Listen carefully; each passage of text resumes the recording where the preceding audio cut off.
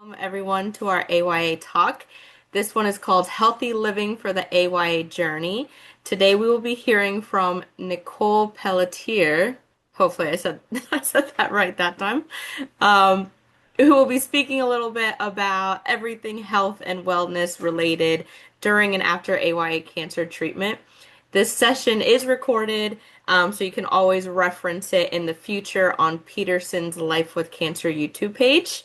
Um, we will try to have time for questions at the end. We'll see how the talk goes and how much time we have left. But please, if you have any questions, feel free to put them in the chat, and we'll try to address them once Nicole is done with her presentation.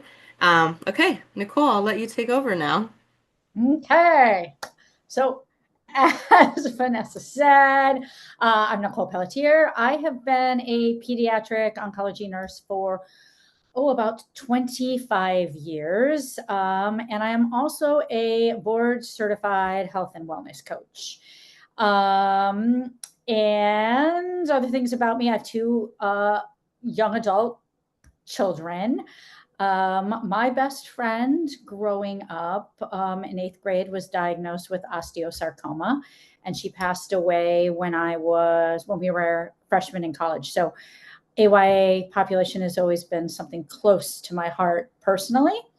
I love to outdoor cycle. This may come up in a few of my examples. And even though this is I'm a health and wellness coach, I will tell you, because this is relevant to part of the discussion, my favorite food is pizza. So there you go.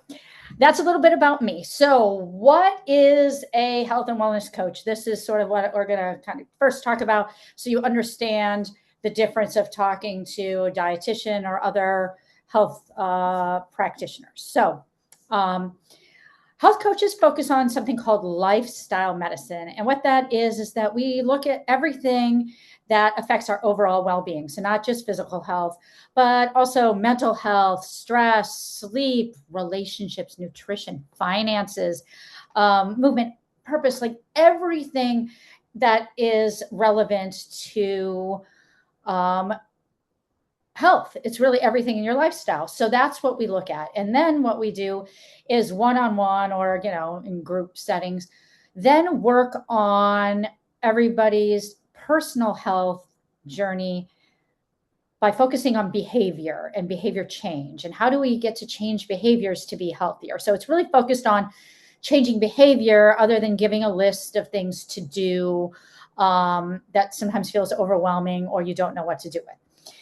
So, like I said, with that being said, one size does not fit all for wellness. Everybody is individual. Everybody has an individual journey. And so sometimes talks like this are hard because you can't hit everybody's individual needs based on age, based on diagnosis, based on everything. So just know that everybody's different. So anything that I talk about is going to be very general in the sense of talking about how you tackle health and wellness for your own personal journey. So as we all in this either during treatment, post-treatment survivor journey, it's really about figuring out sort of what is your new normal, what are the things you need to focus on for a healthy lifestyle now. So to understand a little bit about health coaching, and I'm going to try to share this screen, which is scary for me, but we're going to try to bring up this slide real quick. Bear with me. We want this one. Okay. All right. Vanessa, can we see this circle of life? Yes, you did great. Good job. Woohoo, great. Okay. So this is one version of a wellness wheel. A wellness wheel is something that a lot of health coaches use, and you can see it looks like a wheel, a circle, and all those, think of them as spokes of a wheel. And in between each of those pies is different parts of life that impact our whole health and wellness. This one is kind of general. This one comes from one of my integrative nutrition trainings. But every wheel is different. And in fact, there's apps now that you can download that are wellness wheels. so that you can customize it for yourself. But each piece plays into your health. So the little example at the bottom, it shows lines, they're connecting the dots. Those are, you would go to each one and rate where you are in that particular part of your wellness. And then you can see, obviously, in the example below, it's not a perfect circle because nobody's journey and health at any moment is a perfect circle. And it's never going to be. It would be great if we could all have this balanced wheel that, rolls along like the wheel of a bicycle, but it doesn't often happen that way. So we want to try to get things that, into more of a circle, but most of all, we want to focus on the ones that are really low. So overall, when we talk about this, like you may, say, oh, after treatment or during treatment, I really need to focus on food and eating better. But if your financial situation is very low or your home environment is struggling, you are not going to be able to focus on food as much as you think until you fix or work on some of the other things. So this is where it really is a full health and wellness picture, because your finances very much can influence then what you eat or don't eat. So that's sort of an example. This is a tool, and I encourage everybody to sort of find one and use one to sort of think about where they're at. This particular one, I'm going to come off of this, but it doesn't have sleep on there. But the three things that I'm going to focus on today are going to be, sorry, I'm trying to go back to the main screen, are going to be focusing on food, focusing on movement, and sleep. So those are three areas that I would put on a wheel that impact people in their AYA journey. So, so as you're thinking about the wellness wheel and thinking about, as I move on to talk about food, kind of keep in the back of your mind, like, what are the areas in my life that are really feeling, weak right now? Is it my, fitness? Is it my nutrition? Is it my family life? Is it my friendships? Is it any of those things? Because all those will impact the other things. And that's where you want to start, with those weaker things to build the other things. So kind of put the framework of the wellness wheel. So let's talk about more concrete things. Let's talk about food. So here's the one thing, and I'm going to keep repeating this on every category, but I'm going to keep saying it. Everybody's body is different. Everybody's journey is different. You listen to your own body. What your mom's doing, dad's doing, neighbors doing, your best friends doing, what other cancer patients are doing, doesn't matter. It's you, and your journey is different. And this goes for food as well. Now, to start off, though, we need to start a foundation of why food matters, because food does matter. So we're going to talk a little bit about gut health, because this really is sort of the core to understanding why any food in particular is important, and how it impacts going through treatment and survival, and really anybody in the population. Like, this goes for anybody out there. So as far as food goes, we want to focus on things that come from nature. And most people have heard about this. We talk about, fruits and vegetables and things like that. Like, everybody's heard of that. But it's sort of focusing on why we want to focus on foods that come from nature. So I'm going to use an apple and a Cheeto, for example. So on one spectrum of food, we have an apple. It came from nature. It's been, grew from the ground. It's got all these nutrients and stuff built into it. And then over here on the other side of the spectrum, we have Cheetos. Cheetos made in a factory, made in a plant, completely synthetic. And so that's two ends. When you eat an apple, it goes into the body and it goes into the gut, or the intestines. When I say the gut, we're really talking about the intestinal breakdown of food. And the apple goes in and the body says, oh, I know what to do with this. It's got, vitamins and minerals and nutrients and fiber, and I'm going to send this here and this here, and the fiber is going to help clean the intestine, and it's going to do all these things inside. It knows what to do with it because it came from nature, and really we're all from nature. All our DNA and everything work together. But then over here we have the Cheeto. And the Cheeto tastes good, and it may give us some energy, but the body doesn't know what to do with it. And so it takes it in and it doesn't know where to send it or really what to do. And so the Cheeto just sort of hangs out, gets broken down, and it doesn't give our body any nutrients. So to understand that better, I kind of want to give a little gut health analogy so you understand this. So inside your intestines, inside the gut, are little they're like microtubules is what they're called. But think of it as a shag carpet, a carpeting. Now, if you don't know shag, if you're not old like me, shag carpeting is really long, shaggy carpet. And, other carpet works too, but, shaggy carpet's all fluffy. So your inside of your intestine is like that carpet.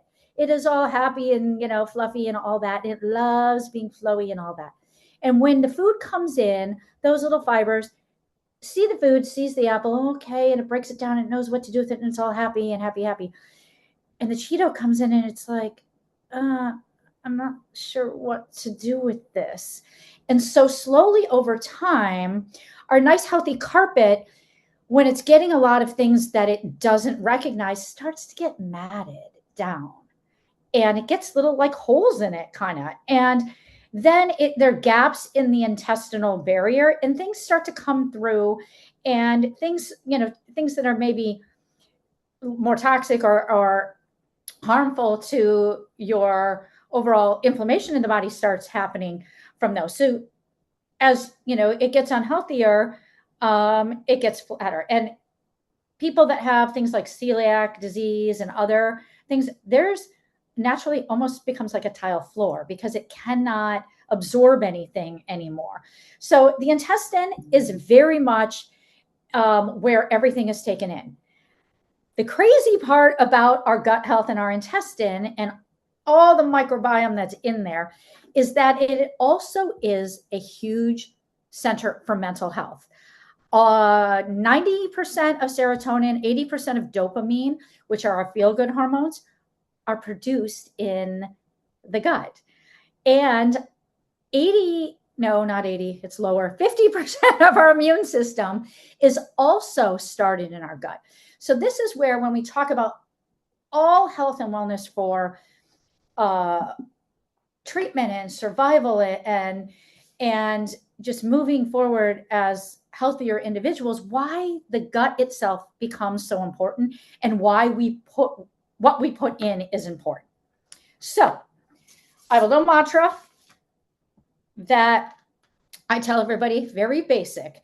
We're not getting fancy. We're not talking nutrition and micro, nutrients and macronutrients. This is what you need to know.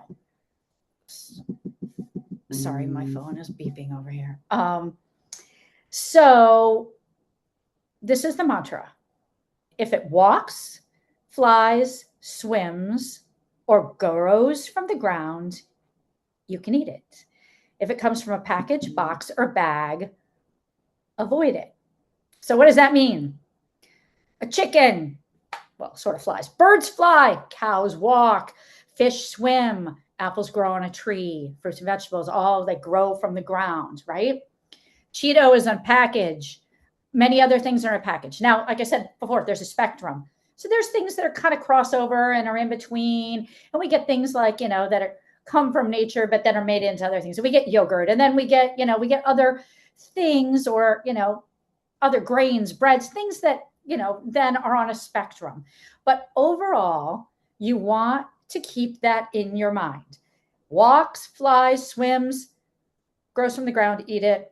Package, box, or bag, avoid it. So that's the general rule to start with. If you think of that in the back of your mind, it just helps you make, decisions about, okay, maybe I need more things that come from nature versus more, things that are coming from package, boxes, and bags. The other one that is important is, and I'm going to try to share my screen again, is something called Eat the Rainbow.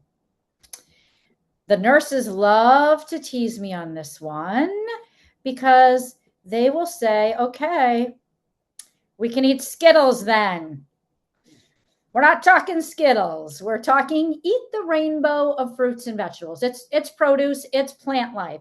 So you want to try to, in your daily diet, it would be great, but over the course of a week, try to get all the different colors of the rainbow, because each different food in the rainbow gives you different nutrients and different things that help feed that gut microbiome. So obviously in the green category, it's the one people kind of think of the most. You get broccoli, you get, lettuce, spinach, greens. In the red category, people, think of like strawberries, you think peppers, apples, tomatoes. Each one of those colors gives different nutrients. And again, you can see tons of rainbow versions on the internet, and ones that'll break down exactly which foods help what very specifically. But this is another key thing for focusing on when you are trying to focus on foods. Am I back on my regular screen, or are you still looking at Eat the Rainbow? I don't think you shared the rainbow. Oh Yeah, my God. I All right. didn't Hold I on, I'm gonna didn't go see it quick. on my end. Okay, hold on. Let You me. did a good job explaining it though. Oh, good. Oh, I'm glad. Okay. Well, we're going to give you a 2-second version here so we can move on. Is it showing up Oh now? yeah, now I see it. That's perfect. Okay. There it is. So quickly view different categories, different foods have different health benefits.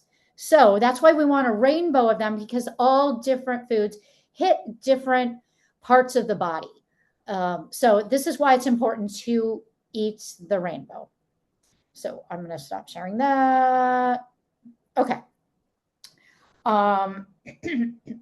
So when we hear eat, a lot more natural things that come from nature, the number one thing I hear in the AYA population, whether you're going through treatment or not, is that the biggest barriers are cost and time.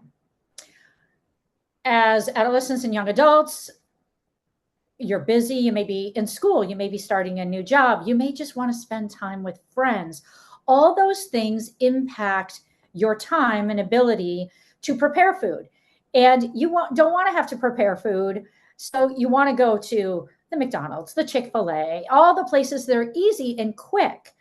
And a cost comes in too, because, a lot of people, go to the grocery store and, well, that, getting the chicken breast and this and that and all that costs add up. So this is where you can, kind of try to be smart about it and balance out what you can buy that goes further. So the example I love to use is a rotisserie chicken. You can go get a whole rotisserie chicken, which seems overwhelming if you don't know at first how to, pull the chicken off the whole chicken. But you get a whole chicken and you can pull all those, chicken off, put it in a container, save multiple amounts of it.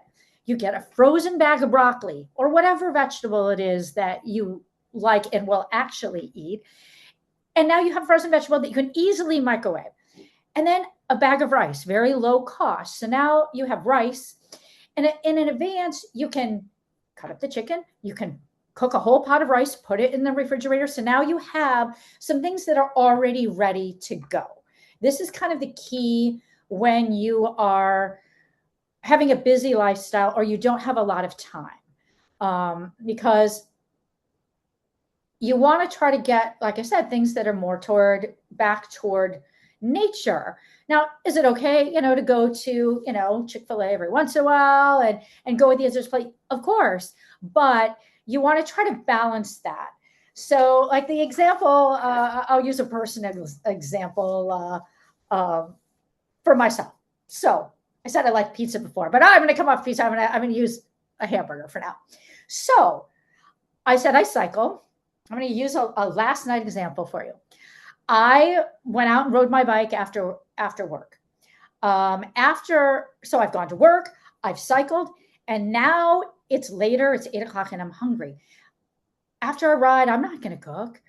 And so I did go out with friends and I had a hamburger. And that's okay. Because now tonight I will focus on something else. Tonight I'm going to pick something healthier. I'm going to have maybe some chicken or vegetables and salmon and something like that. And I bring up the example from last night because for me, and I think for everybody, like you want to be able to spend time with your friends. And especially in the AYA population, friendships and connections with our other humans is so important. And so I know that what feeds my soul and feeds my part of my wellness wheel is friends. So that hamburger is okay today. But then tomorrow, maybe I'm focusing on something else. So that leads me to the 80-20 rule. This is sort of one of the other things to just think about in general. 80% of the time, focusing on things that are healthier to eat, the things that come from nature, trying to get the vegetables, trying to get, more, chicken or salmon or pasta or something that you're making at home or that is, freshly prepared, other than processed food. And then 20% of the time, you don't worry about it because it is that balance. Everything's a balance. Everything's a spectrum. So 80-20, just remember that. So the way you can think of this, and we're going to get to this at the end about, small steps, but health and wellness are built over time.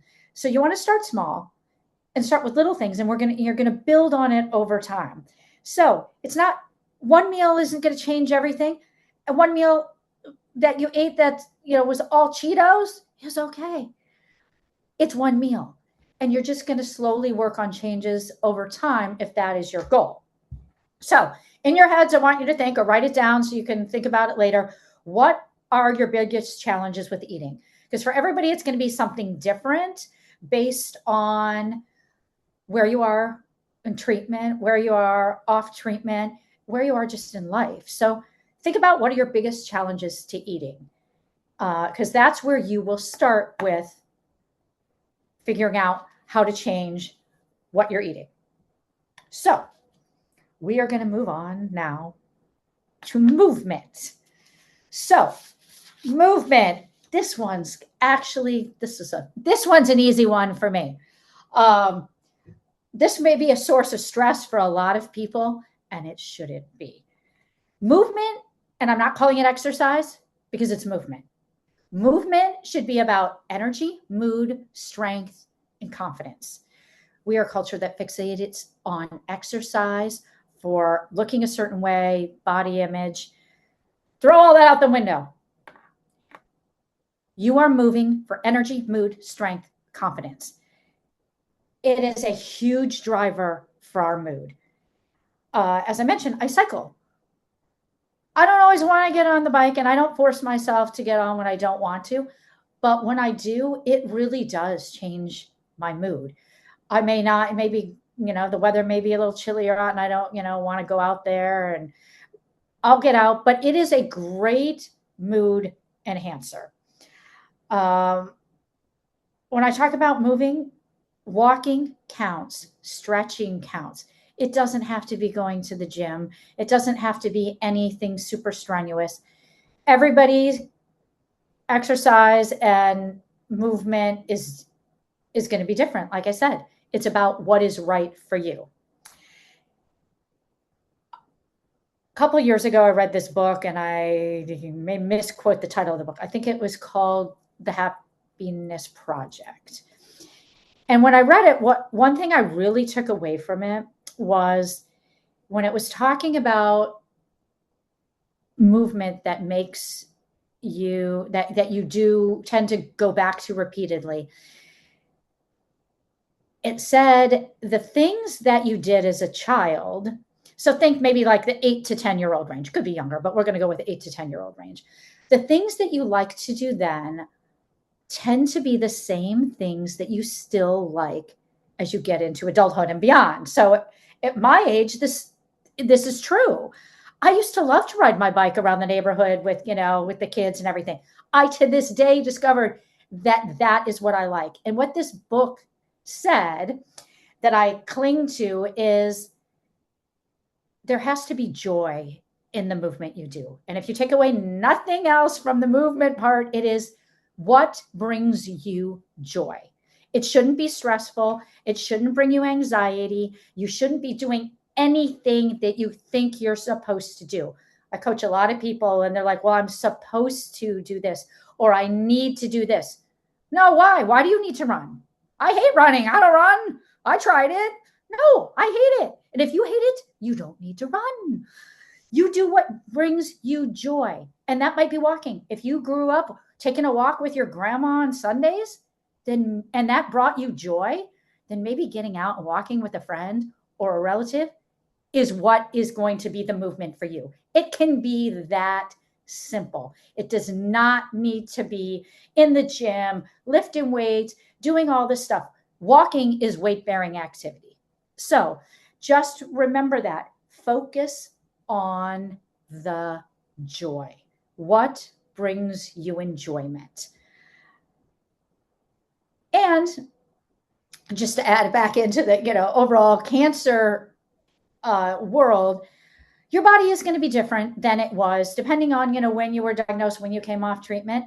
If you were younger when you were diagnosed, life is a lot different as you grew up. So your exercise habits and movement habits are different than they were back then. But even as a young adult or an actual adult, things are different. Your body does change. Our bodies change no matter what disease we have or don't have.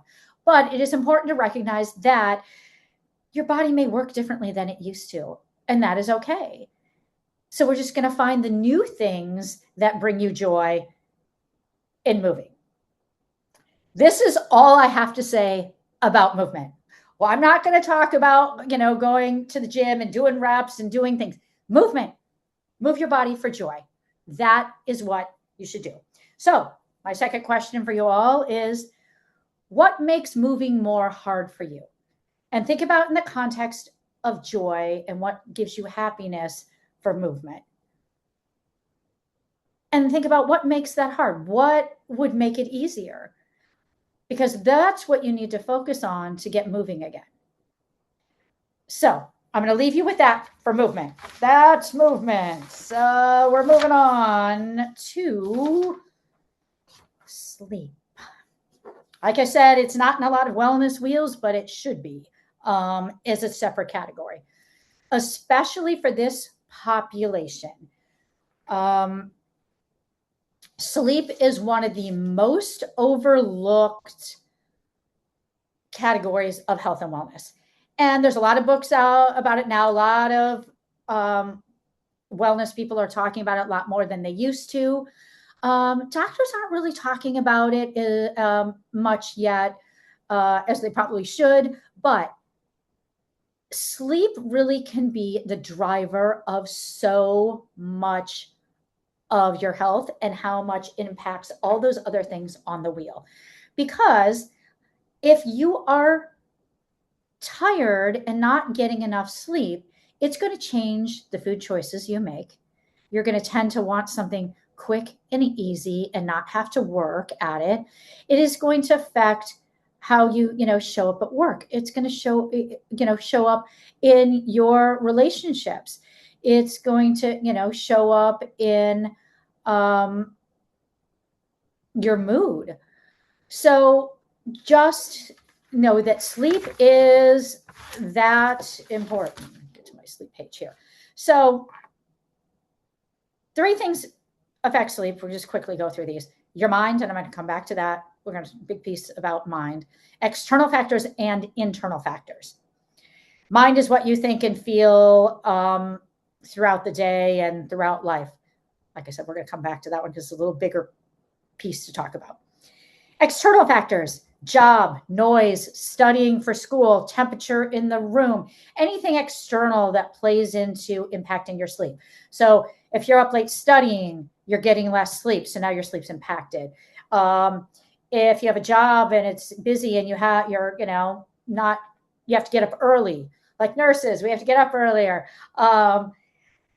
That impacts maybe the amount of sleep you get if you're not going to sleep earlier. So all those are external. Internal, sort of the easiest one to understand, is what's going on inside the body, especially if you're on treatment. Pain, nausea, all those things are going to directly affect, obviously, how you sleep. So those are the internal things. To overall work on sleep, we kind of have to look at all three of those things and figure out what are the things that are most impacting you at the time. So, like I said, on treatment, it may look very different than off treatment, or, long-term follow-up, completely different. So this is where, again, listen to your body, because everybody's journey is different and everybody's treatment is different and everybody's home circumstances are different. So you're going to look at your own body. And what I'm going to say with this, everybody's different, because this one's a misconception. Everybody hears you need 8 hours of sleep. That's actually not true for everybody. Some people need less, some people need more. And the only way to really find that out is to listen to your body. There's a lot of tools out there, a lot of fancy tools. I use some fancy tools. I use a ring that tracks my sleep. That's a fancier version, but there are ways to just figure out where, how you sleep, and where maybe your need to focus on things. I know I need at least 7, but to get 7, I almost need to be in bed 9 hours because I wake up that much. So everybody else might be different, and I may go to bed at a different time than you, and that's okay. You might be a night owl, and if you want to go to bed at 2 a.m., that's okay. But are you getting enough sleep for rest and recovery and repair in the body? Repair, recovery, those are the two big words, especially when we're talking about AYA.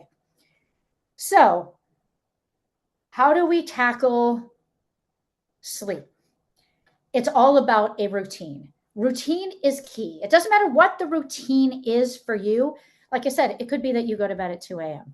If that works for you and your body and what your circadian rhythm and your lifestyle is like, that is okay. That's going to look very different from somebody else's, but it's knowing that.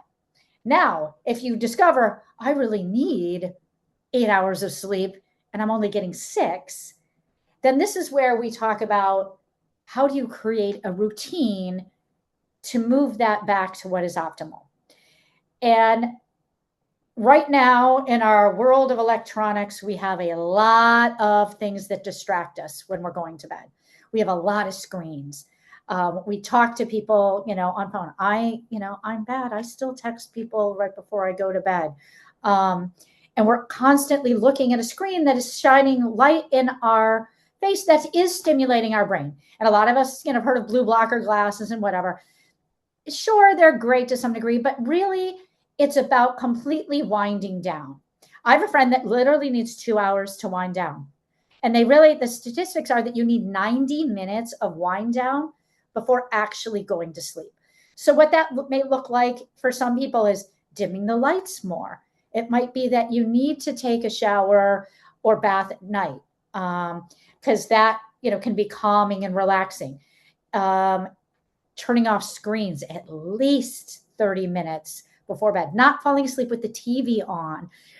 These are all little things that could be impacting your sleep, that are general things to work on. And that's where you sort of have to know yourself and kind of think at what things are causing me not to go to sleep on time. Now, there may be plenty of physical things, and that's obviously where we got to, work more with the medical side of things to work on those things. But it's about creating a routine. Excuse me. I have an allergy to go in my throat. So let's go back to mind. because this one is so huge, especially in anybody that's going through treatment and or a survivor of cancer. You constantly have an overactive mind. Your mind is always thinking, and it's worrying, and it's thinking about all sorts of things. And depending on where you are, age wise and life wise, there could be a lot of stressors. So the overactive mind tends to cause people to not go to sleep as early as they should, or what happens to a lot of people is waking up in the middle of the night, especially on the older side, waking up in the middle of the night and then being awake for a couple hours with your mind thinking, either thinking about things you need to do, worrying about things. So your mind can really affect your sleep almost more than anything. So this is where we need some tools to try to calm the mind. Now, there's plenty of apps out there. There's Calm. There's a lot of apps that can, do all sorts of calming. There's yoga and all that. But there is a very simple tool that you can use that if you start practicing and using regularly during the day and at night, it can be a very powerful tool. I'm not going to get into the science of it because the science is actually fascinating, but you'll all be asleep if I talk about the science of brain health and what is the art of breathing. Breath work is actually incredibly powerful for resetting the brain. When we are anxious, worrying, stressed, the back part of our brain, the brainstem, lights up. That's our flight response. That is where everything hangs out when we are stressed. And that produces something called cortisol. And that is a great flight hormone that is released, but it's not good on our daily, everyday stressors. So what we need to do is get our body back into the front of the brain, what is neocortex, and turning on those good hormones, the serotonin, the dopamine, all those things. Those are what we need to light up. Strangely enough, I know it sounds weird because I'm not going to tell the whole science of it, but doing breath work actually resets the brain back into the front and starts producing more of those good hormones that creates more calming and de-stressing. So there are plenty of, I'm going to try to screen share again, scary as that is. There are plenty of, why isn't it doing this? Here we go. Tools out there that are similar like this. This one, Vanessa, did it come up? Yes, you're a pro now. Okay, I'm a pro. There's one called triple threat breathing that uses threes. This one is a more famous one. Dr. Andrew Weil, he's well known in the health and wellness industry. He calls it the 4-7-8 breathing. All that's different is the number of breaths and how long you hold it. He just has you hold it longer and breathe out slower. But if it's easier to remember, the triple threat breathing is just doing it in threes. So the one on the screen, you're going to breathe in through your nose for 4 seconds. You're going to hold your breath for 7 seconds, and then you're going to breathe out for 8. Like I said, the threes are easier to remember, but generally it doesn't matter. The point is you want to repeat the cycle so that you reset the brain. So we're actually going to practice this right now. You all can sit there, but I'm going to do it. You can make fun of me, look at me while I do it for you. And I'll use the 4-7-8 just for demonstration purposes. You want to repeat this and do it for 3 to 5 minutes if you can. But you can do it anywhere. Before I actually, demonstrate it, I will say there was a time a few years ago at the oncology clinic. It was really stressful. And I actually used to do this outside the door. I would walk in and I would stand there outside the door of the clinic and I would close my eyes. And the great thing about this tool, with the breathing tool, you can do it anywhere and nobody knows what you're doing. I close my eyes when I do it, but you don't have to. You could be standing there. Nobody knows what you're doing. So it is a great tool to use anywhere you're anxious, stressed, doesn't matter. So, okay, here we are. So we're going to breathe in through our nose for 4 seconds.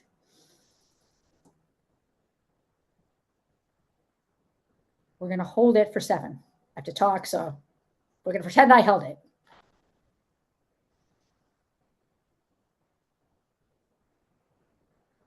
Now we're going to breathe out through your mouth. You can breathe out through your nose too, but it's more powerful breathing out because you're releasing. So if you can do it through your mouth, but if you're doing it somewhere where you don't want somebody to see, breathe in and out through your nose. So I'm going to count it out loud just so you hear it. So 1, 2, 3, 4, breathe in. Hold it for 1, 2, 3, 4, 5, 6, 7. Breathe out. 1, 2, 3, 4, 5, 6, 7, 8. And you keep doing this. If you only have 30 seconds, do 30 seconds. But as you practice it throughout the day, and it starts to become a routine, it's something that you can do anywhere. And you can do this before bed. And it really does reset. Now, it does take practice. You may do it once and be like, well, that did nothing. Well, like anything, it becomes a habit and a routine. So you have to practice it. If anyone wants to see the science, there is a lot of science behind it. So, and there's a lot of tools out there about it. So breathing, got to keep coming back to this. Listen to your body, breathe. These are really key components to health. So, where are we at? We've breathed. So let's wrap up sort of where we're at. We talked about food. We talked about movement. We talked about sleep.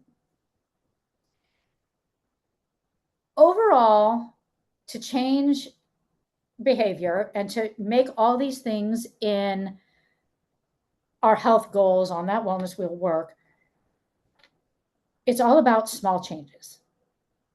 Baby steps. And this is also a very key point.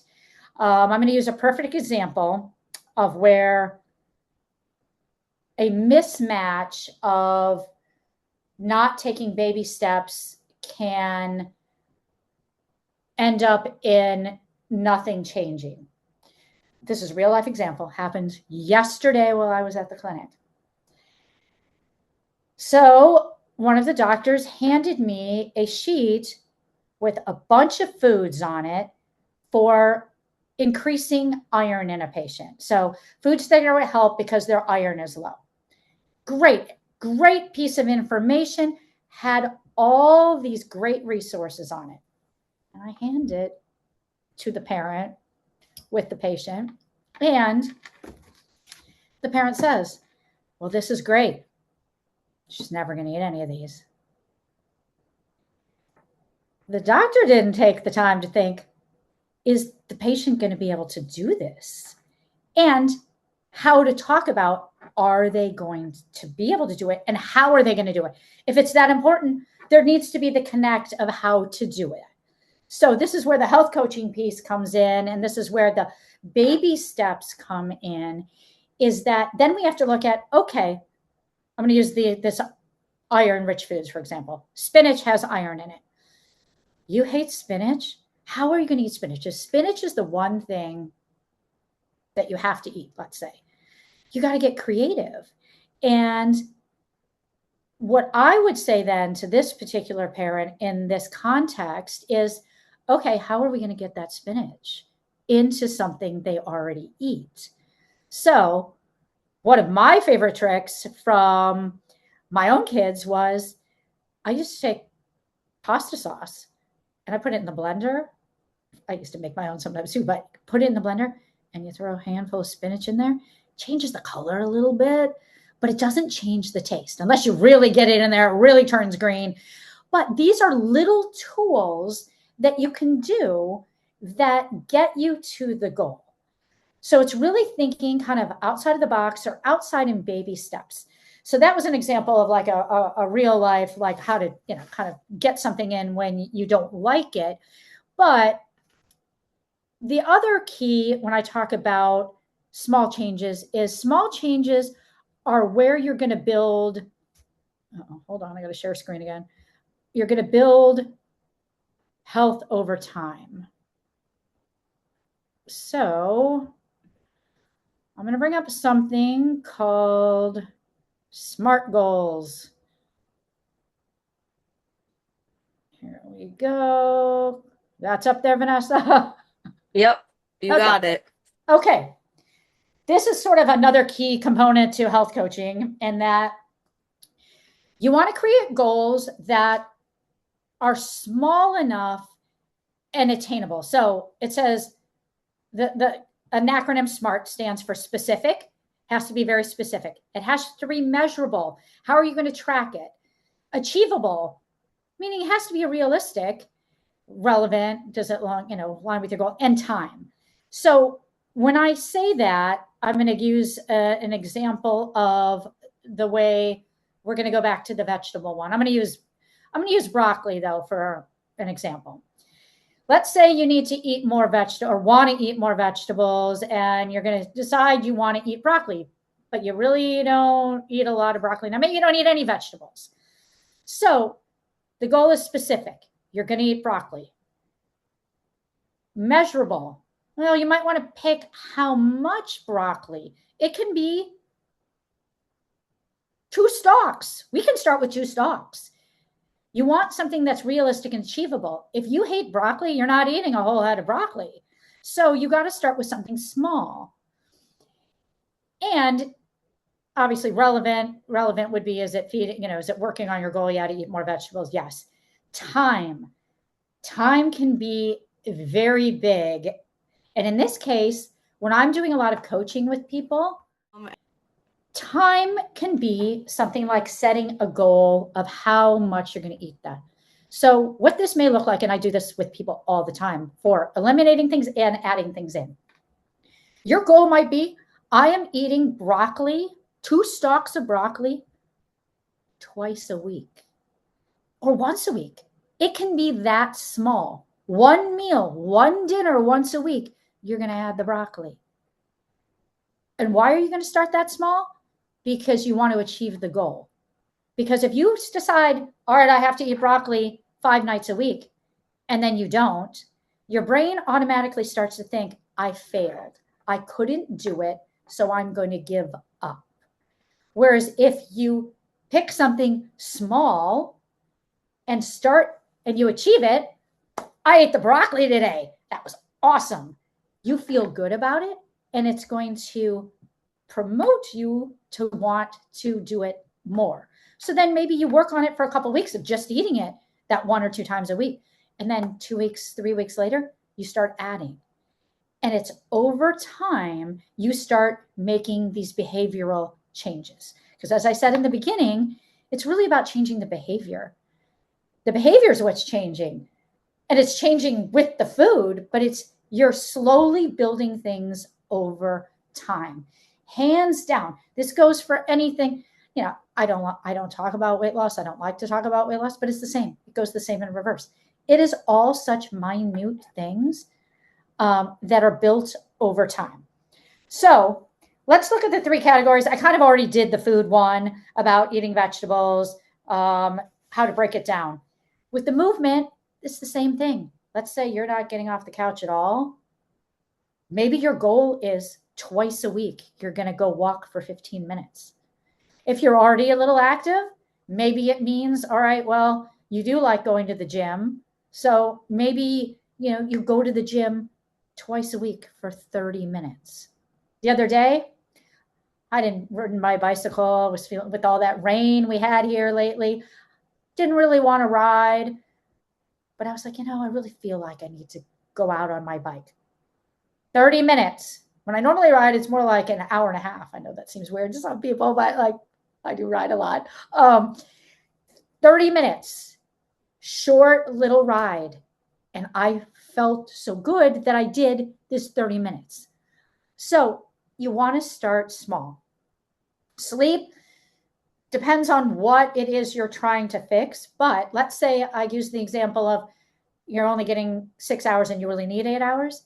It's going to be small. Like maybe you back up when you go to bed. Let's say you've been staying up till midnight, 2 a.m. Well, maybe now you're staying up till 1:30 and you set yourself a hard cutoff like 1:30.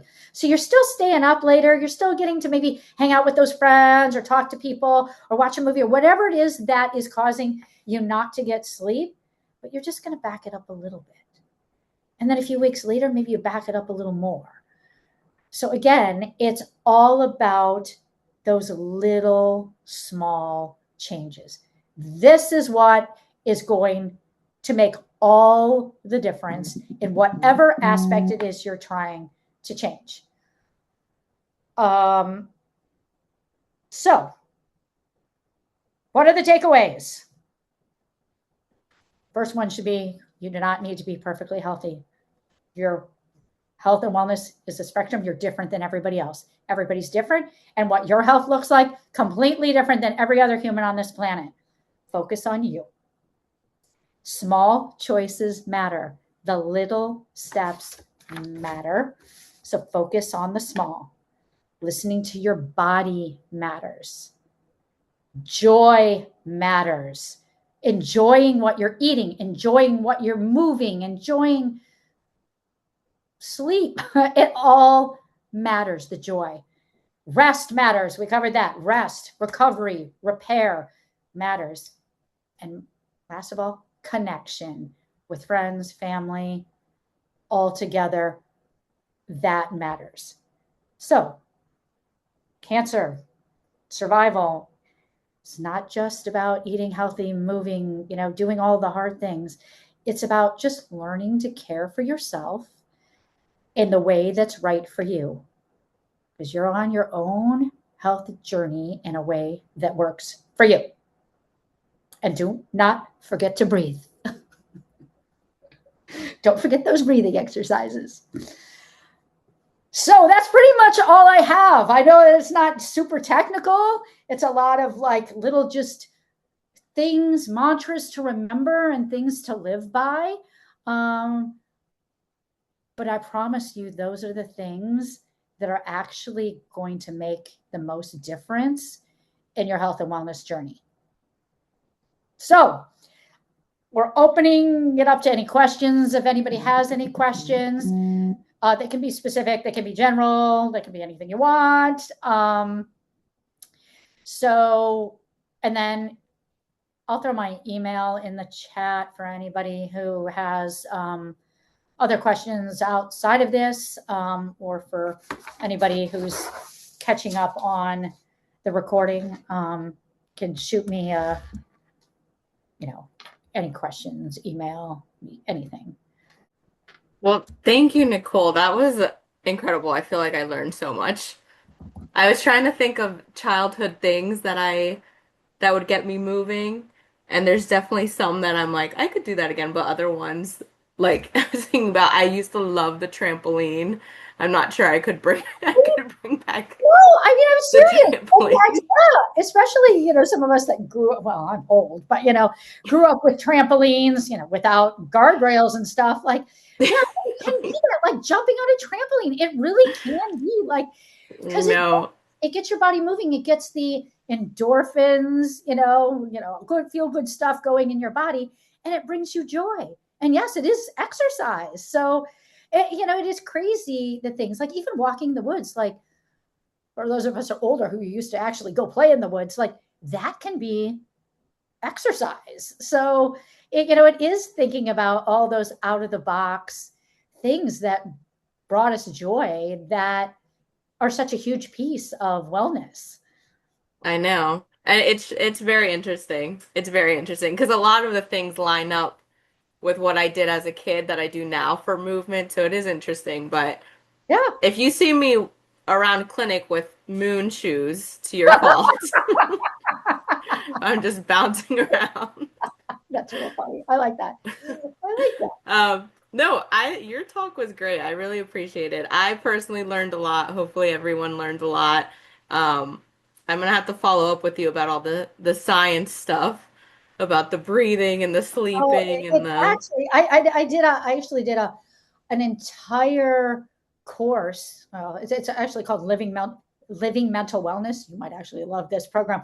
I flew out to Arizona. I did this program, and wow. it really, the first part of it focuses so much on brain health and why it's so important, the breath work. And the science behind it really is, it is interesting, um, and fascinating. Yeah. So, Well, and especially with all, like you were saying about all the technology and stuff, those are things that you don't even think about is the like downtime you need before bed and yeah, the breathing and everything. So I'm really bad about my phone. I need to start setting like oh, we a all are. I mean, deadline because I know this stuff, and I fall into the trap, because you get somebody texting you. Now, I've learned over time, after learning myself, like, I really hate when people call me after a certain time because I'm like, I have no energy for you. Like, you start to learn yeah. like where your limits are, and you start listening to your inner self, your inner body, no matter what it is, and say, Hmm. really feel into that. And I really hate when people call me after this time. Like, why am I answering? Like, my health and wellness and what I need depends on how I respond. And sometimes giving your energy away to other people is not what you need to do. So, yeah, I mean, it really goes into lots of different pieces and parts. I So, agree. Well, I'm looking at the chat. I'm not sure if you see the chat. You're getting a lot of praise. Um, I don't see any questions, but no questions if yet. anyone thinks of any questions, Nicole put her email in there, so thank you for doing that. Yeah. But yeah, And that I, was great. I feel like oh, go you ahead. have so many awesome catchphrases that I feel like you need to make t-shirts or something and then start I used to, marketing. when I was, better at, I haven't done it the last couple of years, actually. I used to on Instagram do a lot of like that kind of stuff. I haven't done it in a while. It's a lot of cycling on there. It would really bore people to look at my Instagram right now. I am on Instagram, but yeah, you see a lot of cycling. But I do have the back content. There is a lot of health and wellness, a lot of gut health content on there. I'm a little silly in there, just so anybody that looks, it is, I think I'm Nicole Theater RN. I can put that in there on Instagram. Oh no, I actually think it's my full name.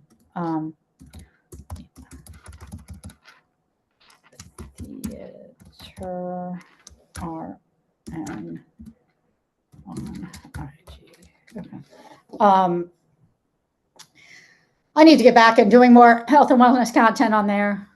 I wasn't working at the clinic as much when I used to do a lot of content. So I'm more heavy in the clinic now. So, but what I wanted to say is also, I focus a lot of general. My background in my certification for health and wellness is integrative nutrition. Was the my which integrative means it encompasses all these things, but though I'm not a dietitian and I'm not legally supposed to talk about, I can't prescribe things to you in that capacity, but I can talk generally about foods and more technical things about nutrition. So people have questions, I can answer those generally and give guidance. So just throwing that out there too. Well, awesome. Well, thank you. Thank you so much. I can't thank you enough. That was great. I'm definitely gonna follow you on Instagram and bother you more in clinic. So, but it doesn't look like we have any questions right now. But again, if anything comes up, please email Nicole. The only thing I want to shout out is that we have our next AYA talk on June 24th, and it will be LGBTQ plus experiences in cancer care. So definitely check that one out. And again, all of these are recorded, and you can find them on the Peterson Life with Cancer YouTube page. But thank you again, Nicole. This All was great. right. We really appreciate you and all your wisdom. You are welcome. All All right. Have a right. good night. All right. Everybody have a good night. See those of you I see around the clinic. Bye. All right. Good night, everyone.